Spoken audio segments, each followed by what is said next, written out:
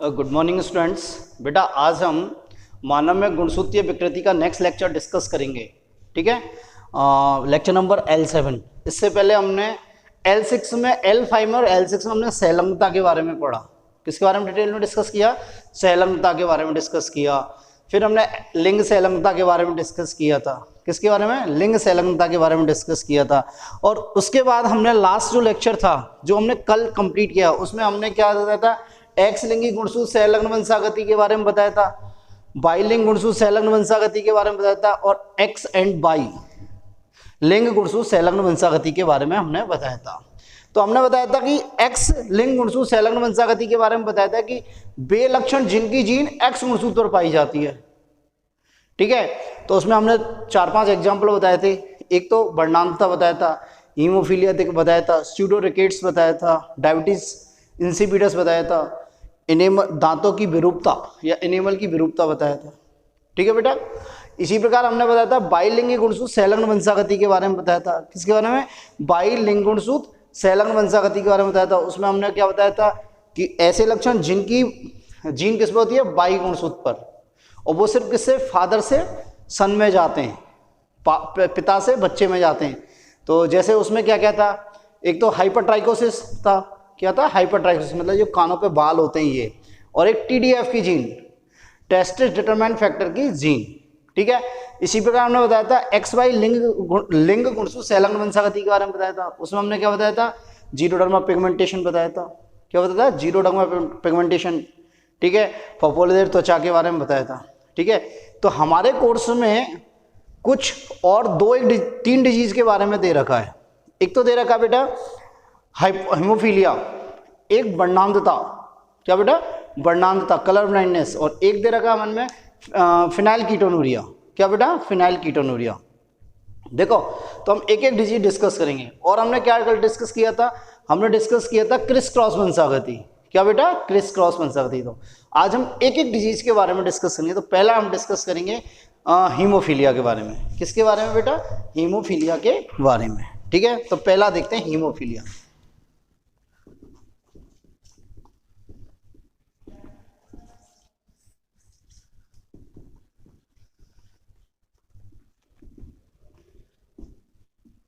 देखो बेटा, हीमोफीलिया की खोज किसने की थी? जॉन ओटो ने की थी। किसने की थी? जॉन ओटो ने। जॉन ओटो ने इसकी खोज की थी। ठीक है, देखो इस डिजीज के बारे में मैं आपको बता देता हूं। इसे और क्या बोलते हैं? इसे ब्लीडर डिजीज भी कहते हैं। ब्लीडर,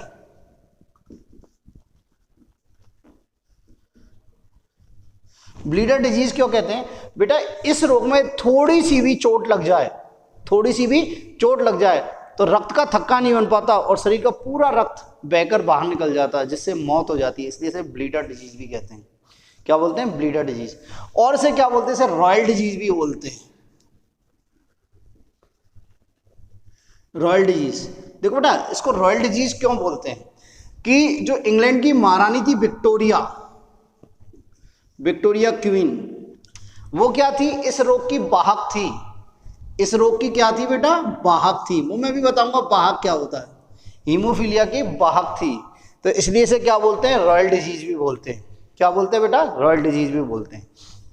देखो, मैंने जब आपको सर्कुलेटरी सिस्टम पढ़ाया था, परिसंचरण तंत्र पढ़ाया था, तब हमने पढ़ाया था रक्त, और उसमें एक और पढ़ाया था रक्त का थक्का बनना।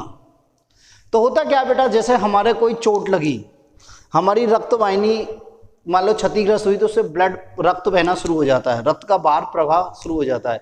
तो क्या होता है? ये प्रवाह कुछ देर बाद बंद हो जाता है अपने आप स्वतः ही, 1 से 3 मिनट में, 3 से 7 मिनट में कुछ ऐसे बंद हो जाता है। Depend, individual to individual depend करता है। बात समझ में आई? तो क्या होता है जब थक्का मतलब रक्त बहना बंद हो जाता है तो उसे बोलते हैं रक्त का थक्का। क्या बोलते हैं? रक्त का थक्का। तो इस रक्त के थक्का बनने के लिए 13 फैक्टर जिम्मेदार होते हैं। क्या होते हैं? 13 फैक्टर जिम्मेदार होते हैं। यदि इनमें से एक भी फैक्टर की कमी हो जाए, तो रक्त का थक्का नहीं बनेगा। क्या नहीं बनेगा बेटा? रक्त का थक्का नहीं बनेगा। और जब रक्त का थक्का नहीं बनेगा तो रक्त बहना स्टार्ट रहेगा। थोड़ी सी भी इंजरी हो जाएगी, रक्त का बहना स्टार्ट रहेगा। ठीक है, रक्त बहना स्टार्ट होगा, रक्त बंद ही नहीं होगा, शरीर का पूरा रक्त बाहर निकल जाएगा, तो मौत हो जाएगी। बात समझ में आई? तो ये हीमोफीलिया जो होती है ये क्या है, आनुवांशिक रोग है। क्या ये आनुवांशिक, और ये क्या है, एक्स लिंग गुणसूत्र संलग्न वंशागति क्या है ये एक्स लिंग गुणसूत्र संलग्न वंशागति का एग्जाम्पल है। किसका एग्जाम्पल है ये, एक्स लिंग गुणसूत्र संलग्न वंशागति। क्या बेटा, एक्स लिंग गुणसूत्र संलग्न वंशागति। और ये रेसेसिव होता है, अप्रभावी होता है, प्रभावी नहीं होता, रेसेसिव होता है। वो या आपके कोर्स में से हटा दिया है, या एनसीईआरटी में हम जब पढ़ाते हैं क्या वंशावली आरेख, तो उसमें ये जिम्मेदार मतलब बहुत ज़्यादा इंपॉर्टेंट होता है, प्रभावी अप्रभावी, ठीक है ये, ठीक है। देखते हैं ये 3 प्रकार का होता है। हीमोफीलिया कितने प्रकार का, 3 प्रकार का। तो देखते हैं हीमोफीलिया के टाइप। फीलिया कितने प्रकार का होता है, 3 प्रकार का होता है। हीमोफीलिया ए, हीमोफीलिया बी, और थर्ड हीमोफीलिया सी। कितने टाइप का होता है, haemophilia A, haemophilia B and haemophilia C. 3 type का होता है। और बेटा तीनों टाइप के हीमोफीलिया जो होते हैं इनमें क्या होता है, अलग अलग क्लॉटिंग फैक्टर की कमी होती है, अलग अलग क्लॉटिंग फैक्टर की कमी होती है। देखो हीमोफीलिया ए में ब्लड क्लॉटिंग फैक्टर या रक्त स्कंदक कारक,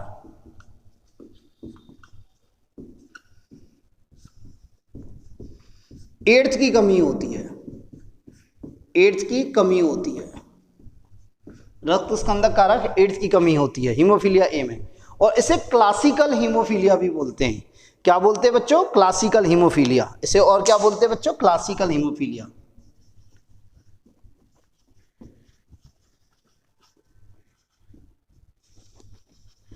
क्या बोलते हैं बेटा से, क्लासिकल हीमोफीलिया। एक इंपॉर्टेंट बात और क्या है इस क्लासिकल हीमोफीलिया के लिए, सुने मेरी बात बेटा, इस हीमोफीलिया में, इस हीमोफीलिया ए, ये क्या होता है, होमोजाइगस कंडीशन में कैसा होता है ये, फीमेल मतलब होमोजाइगस कंडीशन में ये घातक होता है। होमोजाइगस या समयुग्मनज स्थिति में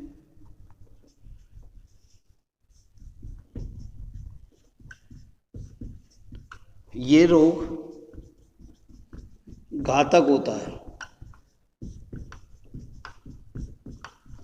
देखो कैसे, यदि इस प्रकार की कंडीशन आ जाती है तो ये क्या होता है, ये समयुग्मनज कंडीशन है फीमेल में, मेल में तो आ ही नहीं सकती, तो ये क्या है, घातक है, लीथल है ये।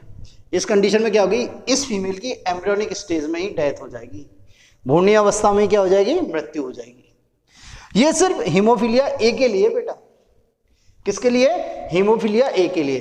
तो ऐसे हीमोफीलिया ए किसके कारण होता है, ब्लड क्लॉटिंग फैक्टर एड्स की कमी के कारण होता है, ब्लड क्लॉटिंग फैक्टर एड्स की कमी के कारण होता है। और इसे क्या बोलते हैं बेटा, क्लासिकल हीमोफीलिया। क्या बोलते हैं, क्लासिकल हीमोफीलिया। और ये क्लॉटिंग फैक्टर एड्स की कमी के कारण होता है, ठीक है। और ये समयुग्मनज अवस्था में घातकता दर्शाता है, समयुग्मनज अवस्था में क्या करता है, घातकता दर्शाता है। नेक्स्ट आता है हीमोफीलिया बी। नेक्स्ट आता है बेटा हीमोफीलिया बी।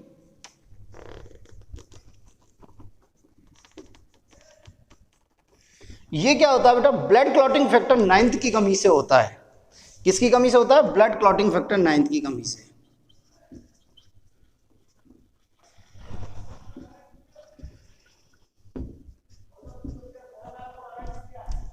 ये ब्लड क्लॉटिंग फैक्टर 9 की कमी से होता है, ठीक है। इसे और क्या बोलते हैं, इसे क्रिसमस डिजीज भी कहते हैं। क्या बोलते हैं, क्रिसमस डिजीज।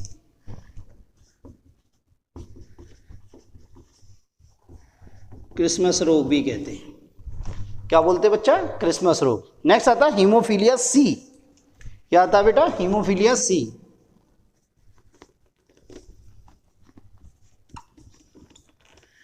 ये ब्लड क्लॉटिंग फैक्टर 11th की कमी से होता है। किससे, 11th की।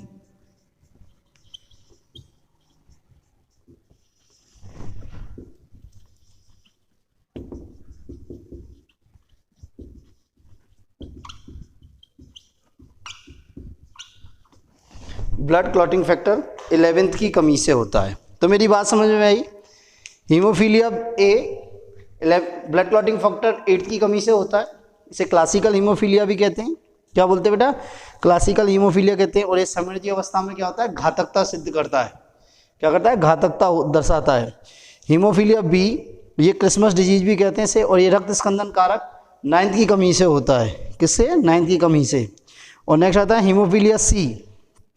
क्या बेटा? हीमोफीलिया सी, ये किसके कारण होता है? रक्त स्कंदक कारक 11th की कमी से होता है। किसकी कमी से होता है? 11th की कमी से होता है। देखो बेटा, एक बात और बताता हूँ इंपॉर्टेंट, आपको याद रहे तो ठीक है, नहीं रहे तो कोई बात नहीं है। ये हीमोफीलिया ए और बी, हीमोफीलिया ए और बी, इन दोनों की, हीमोफीलिया ए और बी, इनकी जो जीन होती है वो किस पर पाई जाती है? एक्स क्रोमोसोम पर पाई जाती है। किस पर पाई जाती है? एक्स क्रोमोसोम पर। मतलब लिंगी गुणसूत्र पर पाई जाती है। ठीक है बेटा? जबकि हीमोफीलिया सी की जीन ये लिंगी गुणसूत्र पर नहीं होती, ये अलिंगी गुणसूत्र पर होती है। किस पर होती है बेटा? अलिंगी गुणसूत्र, मतलब ऑटोसोम्स पर होती है। इसकी जीन हीमोफीलिया सी की जीन किस पर पाई जाती है? ऑटोसोम्स पर पाई जाती है। ऑटोसोम में अलिंगी गुणसूत्र पर।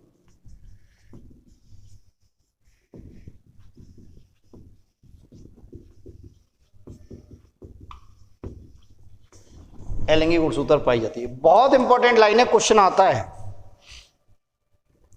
हीमोफीलिया 3 टाइप्स की हो गई। देखो ये बोर्ड में नहीं आता, ये वाला क्वेश्चन बोर्ड में नहीं आता, नीट वगैरह में क्वेश्चन पूछा जाता है जनरली। और एनसीईआरटी पढ़ोगे तो एनसीईआरटी में लाइन दे रखी है, एनसीईआरटी में लाइन दे रखी है, पर आरबीएससी में नहीं दे रखी। पर नेक्स्ट ईयर हमें वही एनसीईआरटी से कंपटीशन करना, तो मैं इसलिए बता रहा हूँ। हीमोफीलिया ए और बी की जीन किस पर जाती है? एक्स क्रोमोसोम पर पाई जाती है। जबकि हीमोफीलिया सी की जीन क्या होती है? अलिंगी गुणसूत्र ऑटोसोम्स पर होती है। किस पर पाई जाती है बेटा? ऑटोसोम्स पर पाई जाती है। बात समझ में आई? नेक्स्ट देखते हैं हीमोफीलिया होने के कारण क्या क्या हैं। हीमोफीलिया कैसे होता है, क्यों होता है? ठीक है बेटा, ये यहाँ तक मेरी बात क्लियर होगी। ठीक है, नेक्स्ट देखते हैं हीमोफीलिया का कारण।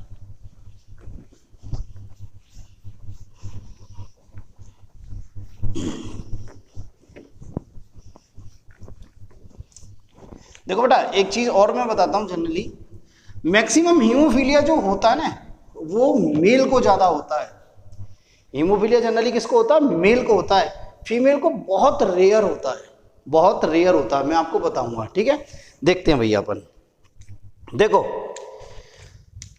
ये नर है, नहीं ये पहले मादा लेते, ये मादा है और ये नर है। ठीक है, इसको कैसे लिखते हैं? 44 प्लस XX, वैसे क्या लिखते हैं? 44 प्लस XY। ठीक है, हमने क्या लिखा? हीमोफीलिया कैसा रोग है? एक्स लिंग गुणसूत्र, एक्स लिंग गुणसूत्र सहलग्न वंशागति है इसकी। मतलब ये इसकी जीन किस पर पाई जाती है? इस गुणसूत्र, इस रोग की एक्स गुणसूत्र पर। ठीक है, तो होता क्या है? देखो बेटा, मेरी बात समझना। होता क्या है कि रक्त कारक, रक्त स्कंदन कारक को बनाने वाली जीन किस पर पाई जाती है? एक्स गुणसूत्र पर पाई जाती है। रक्त स्कंदक कारक मतलब ब्लड क्लॉटिंग फैक्टर बनाने वाली जीन किस पर पाई जाती है? एक्स गुणसूत्र पर पाई जाती है।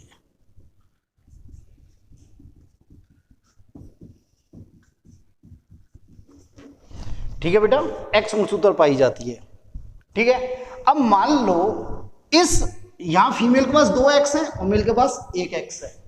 यदि मान लो ये जो इस पर जीन है उसमें कोई उत्परिवर्तन हो गया, इस एक्स गुणसूत्र पर कोई जीन है और इसमें उत्परिवर्तन हो गया और ये जीन किस में बदल गई, हीमोफीलिया जीन में बदल गई, हीमोफिलिक जीन में बदल गई।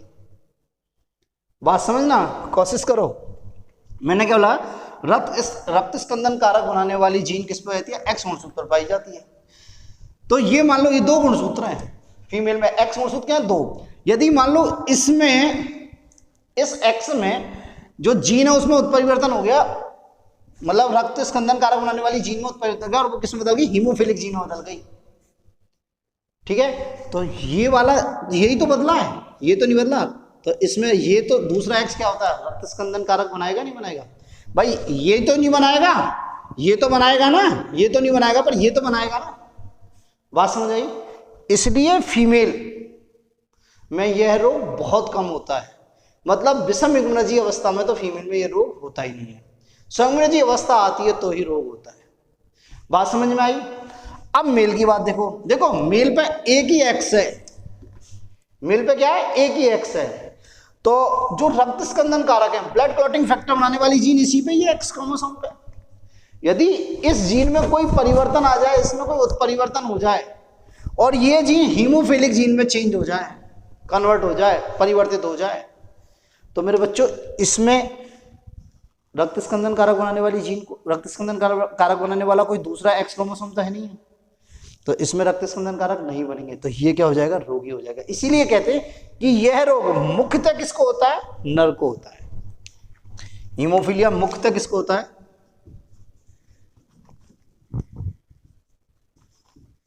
मेनली नर को प्रभावित करता है। मेरी बात समझ में आई या नहीं आई, दोबारा सुनो। ये मादा है 44 प्लस XX, ये नर है 44 प्लस XY, है या नहीं है, ठीक है। और हमें पता है हीमोफीलिया की जीन किस पे पाई जाती है, एक्स गुणसूत्र पर।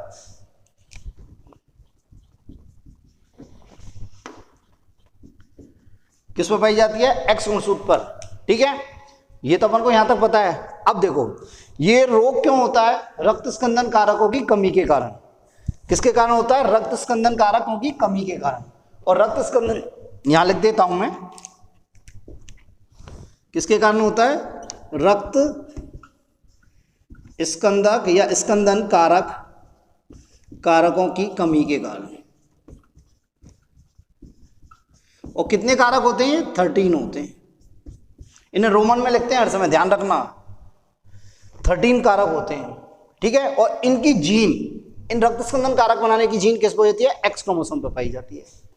अब मेरी बात सुनो, नॉर्मल अवस्था में ये भी रक्त स्कंदन कारक बना रहा है और ये भी रक्त स्कंदन कारक बना रहा है।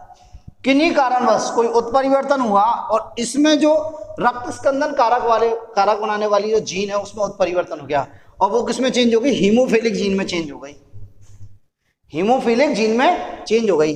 तो भाई ये तो रक्त स्कंदन कारक नहीं बना रहा है ये वाला, पर ये दूसरा नॉर्मल है, ये तो बना रहा है।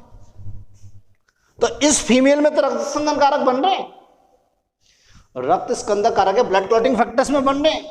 मेल की कंडीशन में देखें कि मेल में भैया एक ही एक्स क्रोमोसोम है और यही रक्त स्कंदक कारक बना रहा है, ब्लड क्लॉटिंग फैक्टर बना रहा है। यदि इसमें जो ब्लड क्लॉटिंग फैक्टर बनाने वाली जीन में कोई उत्परिवर्तन हो जाए और वो हीमोफिलिक जीन में चेंज हो जाए, वो किस में चेंज हो जाए, हीमोफिलिक जीन में, तो मेरे बच्चों यहाँ एक ही एक्स है, चाहे दूसरा एक्स तो है नहीं है जो रक्त स्कंदक कारक बना सके। तो ऐसी कंडीशन में क्या होगा, ये पीड़ित होगा या नहीं होगा, होगा। तो हीमोफीलिया मेनली नर को प्रभावित करता है, मादा को बहुत रेयर कंडीशन में प्रभावित करता है। मेरी बात समझ आई। नेक्स्ट देखो, आप कहोगे सर फिर ये मादा कैसी है, ये मादा को फिर एक हीमोफिलिक जीन तो है इसमें, तो इसे बोलते हैं वाहक। क्या बोलते हैं, वाहक, ठीक है। तो देखो बेटा इन्हें कैसे लिखेंगे, देखो बेटा X X X H X X H X X Y और एक्स एच वाई। देखो ये क्या है, ये सामान्य मादा है, क्या बेटा, ये सामान्य मादा। ये एक हीमोफिलिक जीन है तो ये क्या है, वाहक मादा। क्या बेटा, वाहक मादा। ये क्या है, ये रोगी मादा है, बनेगी मैं बताऊंगा अभी आपको, ये रोगी मादा है। ये क्या है, सामान्य नर, क्या है मेरे बच्चों? सामान्य नर। और ये क्या है? रोगी नर। ऐसे लिखेंगे या नहीं लिखेंगे? मेरी बात क्लियर है या नहीं है? ठीक है, अब देखते हैं अपन। ये हुआ आपका हीमोफीलिया। अब देखते हैं हीमोफीलिया की वंशागति कैसे होती है। हीमोफीलिया की वंशागति कैसे होती है, ठीक है, देखते हैं। आपको कैसे भी क्वेश्चन दे दे, आपको पहले इस प्रकार इसको शो करना है। देखो कैसे, पहला देते हैं रोगी पुरुष और सामान्य मादा। वंशागति पढ़ते हैं। हीमोफीलिया की वंशागति।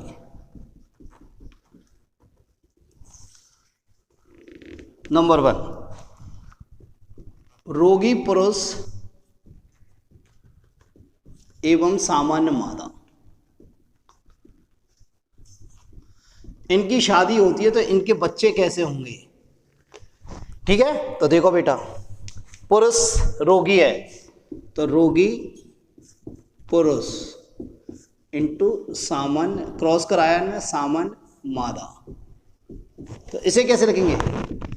एक्स एच वाई, और इसे क्या लिखेंगे? एक्स और एक्स। लिखेंगे नहीं लिखेंगे बेटा? इनमें कैसे युग्मक बनेंगे? एक्स एच वाई, और इनमें कैसे बनेंगे? एक्स एक्स, ठीक है। तो देखते हैं इनकी जनरेशन कैसी होगी। ऊपर नर को लेते हैं, नीचे मादा को लेते हैं।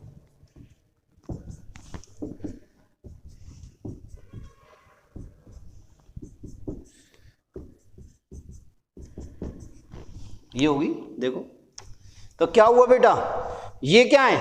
ये वाहक मादाएं, क्योंकि इनमें एक सामान्य एक्स है और एक ही हीमोफिलिक एक्स है, ठीक है। और ये क्या है? सामान्य नर। तो क्या लिखेंगे? 50% संतान, क्या लिखेंगे? वाहक मादा। और यहां लिखेंगे 50% संतान सामान्य नर। देखो बेटा, क्वेश्चन यहां से एक कैसे ये आपको मतलब मिसगाइड करेगा। यहां मैंने क्या लिखी है? 100% संतान, 50% संतान वाहक मादा, 50% संतान सामान्य नर। और यदि इसे और कैसे लिख सकते हैं? देखो, 100% नर, 100% वाहक मादा और 100% सामान्य नर। देखो, समझने की कोशिश करना, यहाँ पे थोड़ा सा घुमा देता है कई बार क्वेश्चन में। 50% संतान मतलब 4 संतानों में से 50% संतान, ये 4 हैं, इनमें से 2 संतान क्या है? वाहक मादा, ठीक है। और 2 संतान क्या है? सामान्य नर। यहां हमने क्या लिखा? 100% मादा। यहाँ मादा 2 ही है सर, तो इन्हें 100% मानेंगे। 2 ही मादा है तो ये दोनों 100% हो गई, तो 100% वाहक मादा और यहाँ 100% सामान्य नर। यदि हम संतान नहीं लगाएंगे तो यहाँ 100% लिखना पड़ेगा। मेरी बात समझ में आई या नहीं आई? ठीक है। नेक्स्ट वंशागति लेते हैं। नेक्स्ट सामान्य पुरुष वाहक मादा, ठीक है। नेक्स्ट लेते हैं सामान्य पुरुष वाहक मादा।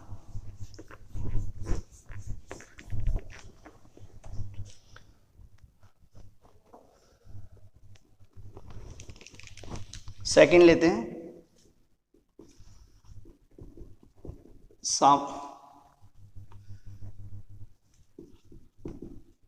सामान्य पुरुष और वाहक मादा। इनकी शादी कराते तो इनकी औलाद कैसी होती है, बच्चे कैसे होते हैं? देखो, सामान्य पुरुष है,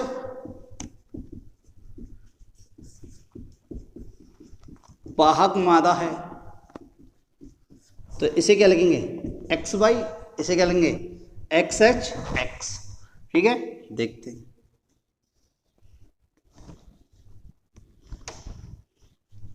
ऊपर नर, नीचे मादा। देखो बेटा, X H X, X H Y, X X X and Y, यही लिखेंगे। तो देखो इसे कैसे लिखेंगे? 25% वाहक मादा, पहली औलाद वाहक मादा है। 25% क्या क्या बोलेंगे? 25% क्या है इसमें?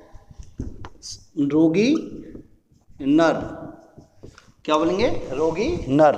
यहाँ क्या बोलेंगे, 25% सामान्य मादा, सामान्य मादा, और यहाँ क्या बोलेंगे 25% सामान्य नर।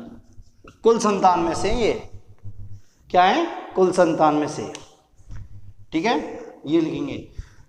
बात मेरी समझे, यहाँ संतान वर्ड आप यूज करोगे, 25% संतान वाहक मादा, 25% संतान रोगी नर, 25% संतान सामान्य मादा, 25% संतान सामान्य नर। मेरी बात समझ में आई। एक और लेते हैं, रोगी पुरुष एवं वाहक मादा। एक और लेते हैं, रोगी पुरुष एवं वाहक मादा।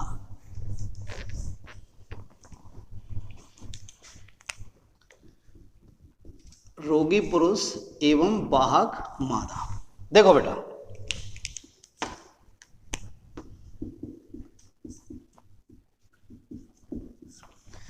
एक्स, एच और वाई, ठीक है। देखो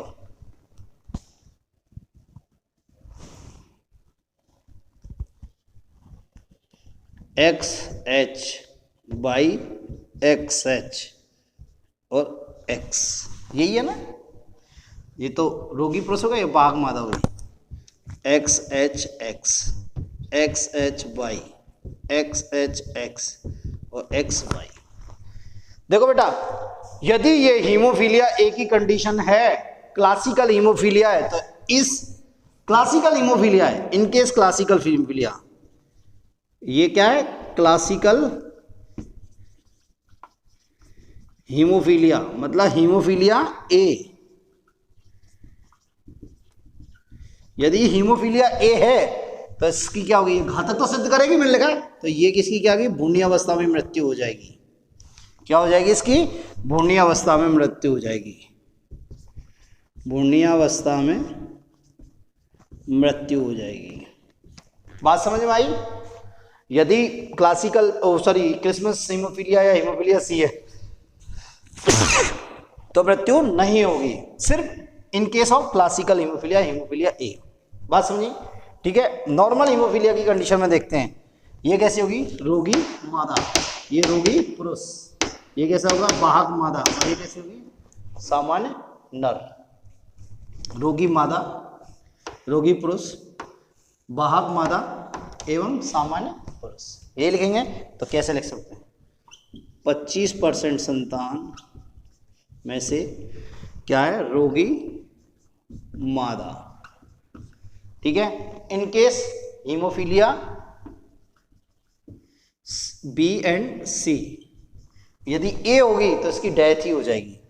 नेक्स्ट, 25% संतान में से क्या है बेटा, रोगी नर, 25% संतान में से क्या है बेटा, वाहक मादा, और ये क्या है, 25% संतान में से क्या है बेटा, सामान्य नर। मेरी बात क्लियर हुई या नहीं हुई। तो ये हुई आपकी हीमोफीलिया की वंशागति। क्या हुई बेटा, हीमोफीलिया की वंशागति, जो अक्सर पूछी जाती है, जो क्या कहती है, अक्सर पूछी जाती है। तो ये हुआ आपका हीमोफीलिया। क्या हुआ, हीमोफीलिया। तो हीमोफीलिया क्या है, एक्स लिंग गुणसूत्र सैलग्न वंशागति है, और कैसा है ये, अप्रभावी। कैसा है बेटा, अप्रभावी। तो ये हुई आपकी हीमोफीलिया। नेक्स्ट पढ़ाएंगे अपन क्या, कलर ब्लाइंडनेस, वर्णांधता, ठीक है, वो नेक्स्ट लेक्चर में डिस्कस करेंगे। थैंक यू बेटा।